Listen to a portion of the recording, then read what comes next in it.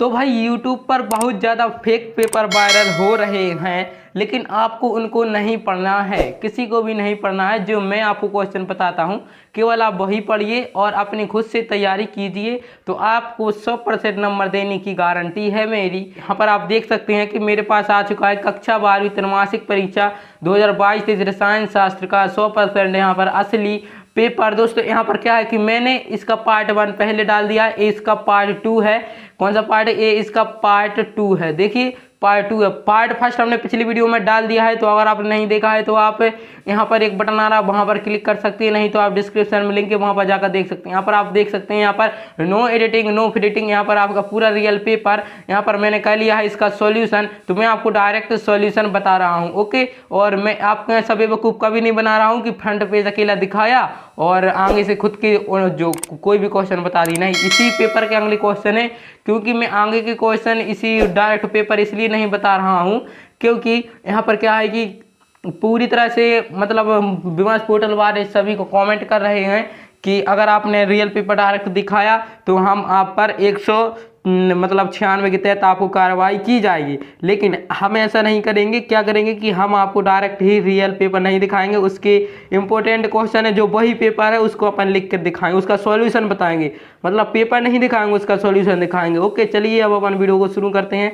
पर अपन देख सकते हैं इन सभी का सॉल्यूशन, आगे का सॉल्यूशन। देखिए पेपर तो ये असली है, आप देख सकते हैं नो एडिटिंग है। अगर एडिटिंग तो मुझ पर इतनी आती नहीं है, लेकिन आप लोग देख सकते हैं एक एक से कौन से यहाँ पर दिखता है। यहाँ पर एडिटिंग अलग से ही दिखती है, लेकिन एडिटिंग नहीं है, डायरेक्ट फोटो मैंने खींची है, ओके।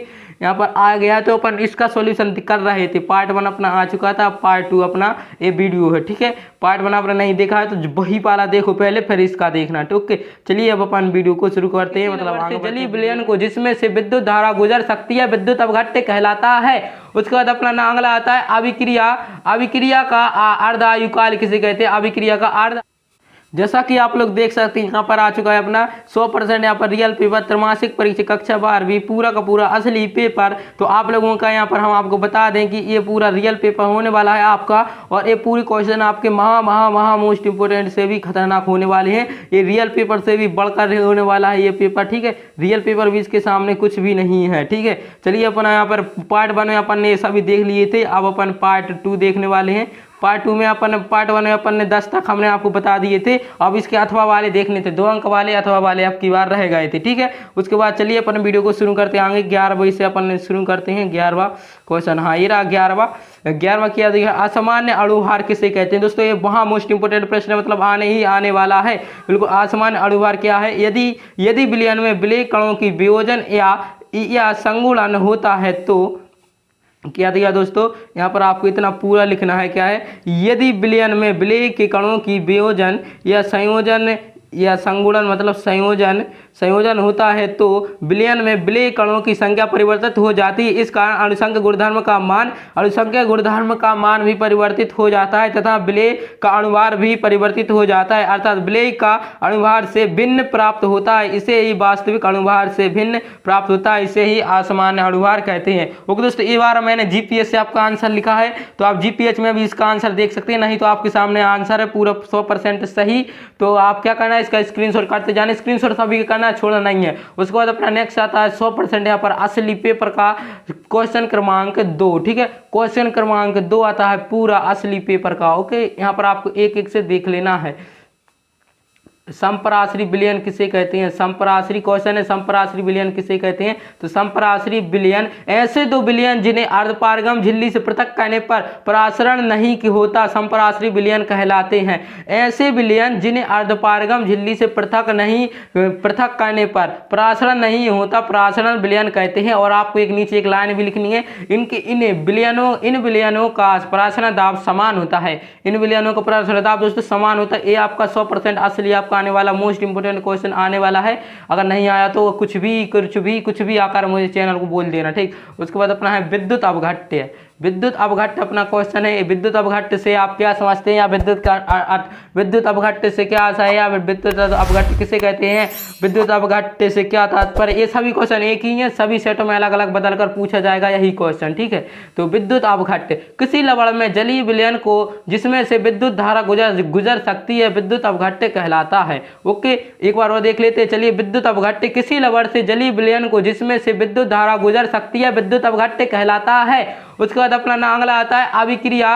अभिक्रिया का अर्ध आयुकाल किसे कहते हैं, अभिक्रिया का अर्ध आयुकाल, ये दोस्तों सभी को पता है, किसी को ऐसा सभी को पता होना भी चाहिए, ठीक है। ये क्या है, वह समय जिसमें अभिक्रिया की वह समय जिसमें अभिकारक की सांद्रता का मान प्रारंभिक सांद्रता से आधा रह जाता है उसे उस अभिक्रिया का अर्ध आयुकाल का है। दोस्तों राइटिंग पर ध्यान मत देना, क्योंकि बहुत जल्दी और तीव्र गति से लिखा है, क्योंकि आपका ज़्यादा समय बर्बाद ना हो और आपको जल्द से जल्द हम आपको अच्छे से अच्छा चीज़ें प्रोवाइड करा सके, इसलिए राइटिंग तो पर ध्यान मत देना, ठीक है। आपको क्वेश्चन दिखना है, उनके आंसर लिखना है, ठीक है। और लेंथेनाइट एवं एक्टिनाइट के दो उपयोग। दोस्तों ये वाला भी मैंने जीपीएस से आंसर लिखा है, आपकी जो जीपीएच का पीडीएफ था उसका मैंने सॉल्यूशन किया है दोस्तों।